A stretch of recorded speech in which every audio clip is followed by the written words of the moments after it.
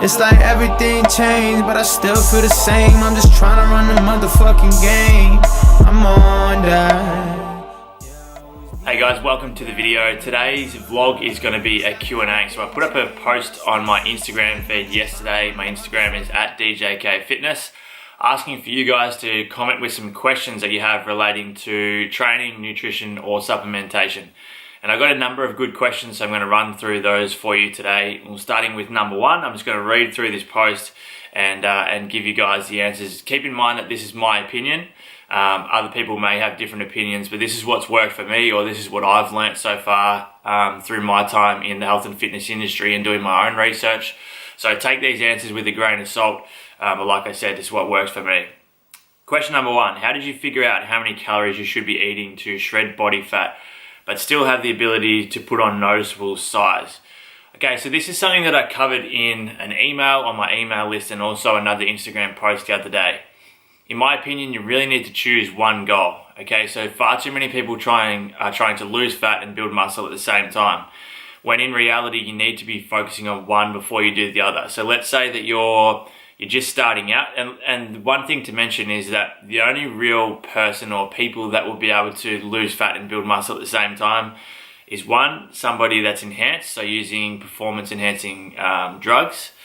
Two, someone who's just starting out at the gym, so a complete newbie. And three, someone who is severely overweight that is starting to get into training as well. You will be able to do both.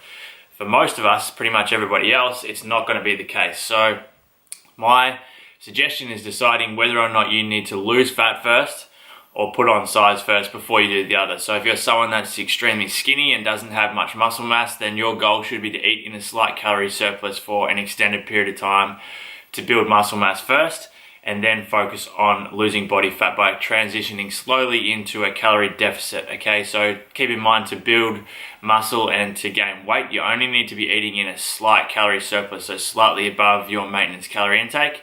To lose weight or to lose fat, you need to be slightly below your maintenance intake. So if you're someone that's got a relatively high percentage of body fat and you are wanting to build muscle but you have some fat to lose, I would suggest eating in the deficit first before going into a calorie surplus, so transitioning into a surplus later on to then build the muscle mass that you're after. But trying to do both at the same time is really just contradicting, and you're just going to be spinning the wheels and not making much progress on either of those goals. Now, how you find your maintenance calorie intake, there's a couple of options. One, you can go to my website, Danny Kennedy Fitness, and use my free calculator. There's a lot of different formulas online that you can use. The most accurate way is to track your food intake over the span of a week without changing anything due to the fact that you're now tracking it. So just eat like you normally would, see how much food you're eating per day, and at the end of that week, get an average amount of calories that you've had per day and see what your body weight's done. So if you've stayed the same, then that average calorie intake is your maintenance, and that's the most accurate way to track it. If you've gained weight over that week, then you're in a slight calorie surplus, so you need to drop those calories down a little bit to find your maintenance. If you've lost weight, you're not eating enough, so you need to increase that average intake, and that's always going to be the most accurate way to figure out your maintenance calories. Second question, how do you figure out exactly what macros you should be eating? So the first thing and the most important thing is setting your protein intake. Now for me, I would always recommend 2 to 2.5 grams of protein per kilo of body weight. And again, you can go to my calculator on my site and get the exact macros without having to do all the formulas yourself, just putting in your details and it'll shoot out whether your macros, whether you prefer high carb, low fat, I've got a setting for that, or whether you prefer high fat, low carb. Options for both there, but the most important one is your protein intake. After that, it really comes down to personal preference. So if you would rather have higher carbohydrate intake and lower fat, then that's fine. I always recommend trying to keep your fat intake between 0.75 grams of fat to 1 gram per kilo. You can go above that, but I wouldn't recommend going any lower than 0.75 grams per kilo, just in terms of your hormone levels and the way your body's actually functioning. With carbohydrates, it's completely up to you, but the easiest way to do it would be just to use a formula. I've also got an article on my website which is free called The Ultimate Guide to Flexible Dieting, which gives you a complete breakdown of how to figure all that out manually as well. Next question, how do you structure your workouts, e.g. rep ranges, sets and exercises? So regardless of what muscle group or what muscle groups I'm training, I always start off with the compound movement. So let's say that I'm doing an upper body push session. The first movements would be some form of bench press or horizontal press, and an overhead press as well, so a vertical press. Once I get those out of the way, my compound movements, as the session goes on, I gradually move into isolation or accessory movements. In terms of sets and reps, it really comes down to what your goal is at the time. As a rough guideline with reps, you want to be working in, I guess, that kind of 1 to maximum of 5 reps for power. For strength, you want to be working in anywhere from kind of 3 all the way up to 6 and 7. For hypertrophy, it's been shown that 6 to around 15 is the most effective rep range to work in, because it all does come down to time under tension and the amount of load you're putting through the working muscle throughout the set. In terms of sets, that is also, again, personal preference. So let's say, for example, you have a lot of time to train, and instead of doing 3 sets of 10 at X amount of weight, you may decide to do 10 sets of 3. Okay, so your overall volume for those, although the reps will be the same amount, the weight that you've lifted and the volume that you've lifted is going to be a lot higher. There's really nothing that's set in stone, and I know that's probably not the answer you're looking for, but that's just the truth. But the main thing you should be thinking and focusing on is progressive overload over time, regardless of how many sets and reps you're doing each week or over an extended period of time. You should be aiming to get more sets, reps, weight, quality of the movement to make sure that you're progressing, always starting your sessions with compound movements, and then later in the session moving into accessory and isolation movements.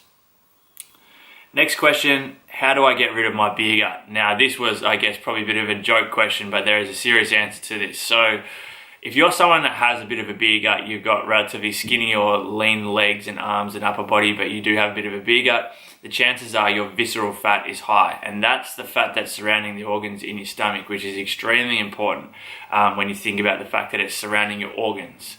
Okay, so to help reduce visceral fat, obviously eating in a slight calorie deficit, high intensity training, so keeping the intensity right up, and building more lean muscle mass. They're the 3 things that are really going to help you reduce that overall visceral fat, especially training at a high intensity.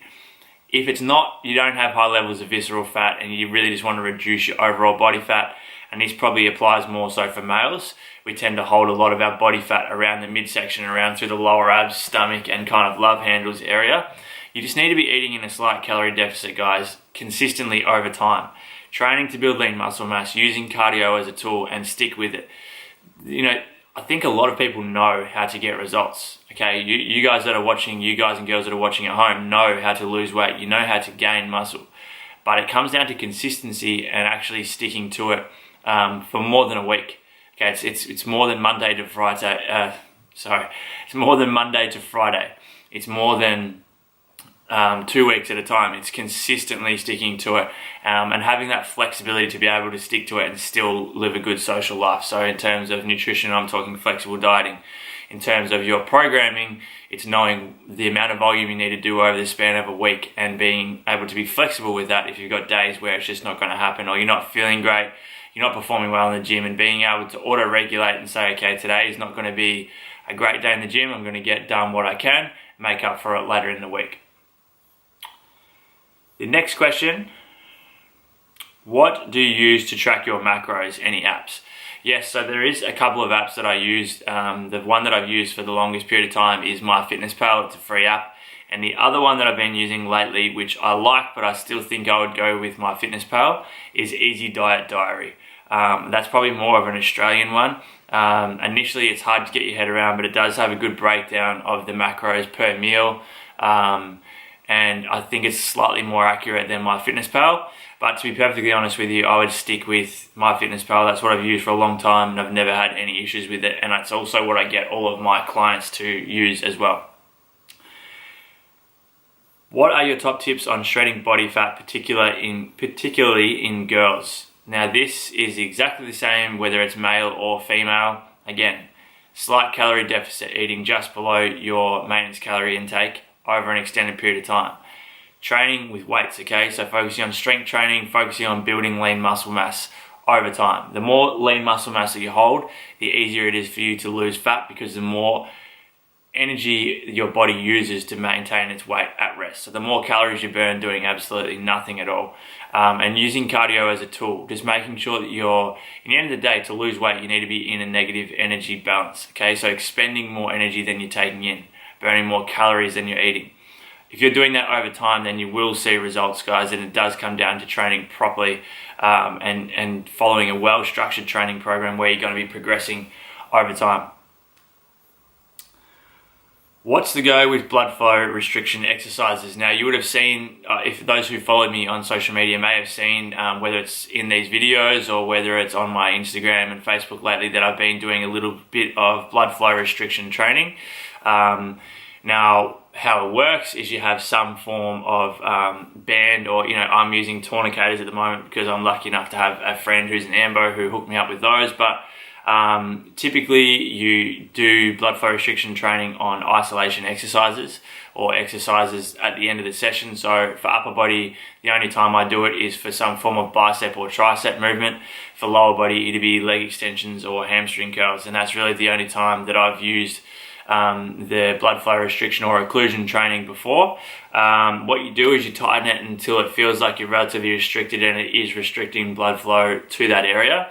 From there, you want to reduce the weight you're working with by up to 60%. So you might be using about 40% of what you would usually use for a bicep curl. So you're going really light, and you're going to do a lot of reps in a short period of time. So the rep range that I follow when I do blood flow restriction training is the first set I'll do 30 reps, and keep in mind that you're really focusing on the contraction of the muscle on every single rep, and the weight is a lot lighter, so you can do that. So 30 reps, keeping the rest really short, so about 30 seconds, then I'll do 20, then I'll do 15, and then I'll do 10. So you're doing a lot of reps over a short period of time with a very light weight.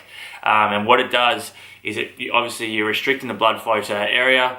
Once you're done, so you're keeping the tourniqueters or whatever you're using on that muscle for the whole set. Once you're done, you take them off. All that nutrients and blood that's been waiting to fill up that muscle rushes in all at the same time. And it's been shown that in terms of hypertrophy, it can have the same result or the same effect of lifting a heavier weight and progressively overloading. You're getting that same, a very similar stimulus.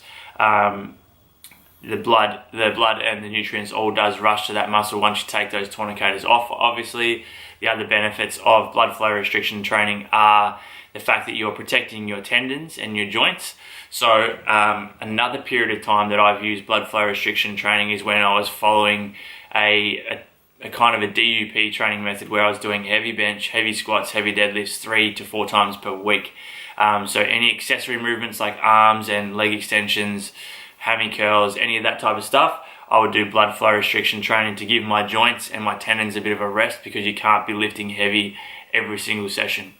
At the moment, I'm using them because my body fat is extremely low and I'm still trying to maintain strength on my other exercises. So because I'm lifting heavy in squats, bench, deadlifts, overhead presses, rows, all that type of stuff, I'm trying to make sure that I don't overdo it and get to the point where I'm getting little niggles. So by using or introducing blood flow restriction training, I'm still hopefully getting that same stimulus as lifting the heavier weight, while giving my body a bit of a rest. And that's basically a very rough breakdown of blood flow restriction training. I'll put the link to an article I've done about it in the show description below, so you can go and check that out yourself. Let me see if there's one more question. There was one more I received the other day. Oh, when should you take your acetyl L-carnitine? So I would recommend having your acetyl L-carnitine first thing in the morning on an empty stomach. It's not the type of supplement that you're going to take and feel straight away. You're not going to feel like an adverse effect to taking acetyl L-carnitine. I've had a few clients that have had kind of hot flushes throughout the morning. But really what it's going to do is help metabolize fat stores and help you use fat as energy. And that's basically it. So first thing in the morning on an empty stomach, then just go about the rest of your day as usual. I usually stick with 1 to 2 servings in the morning, and that's it. Just keep that consistent, exactly the same as my creatine monohydrate, which is 5 grams per day, every single day, even if I'm not training. So guys, thanks so much for commenting on my Instagram post with these questions. I hope you've enjoyed today's episode, a little bit different to the daily vlog that I've been doing. But I hope you've taken some value from today. Make sure you give the video a thumbs up if you have, and subscribe to the channel. I'll talk to you guys in tomorrow's vlog.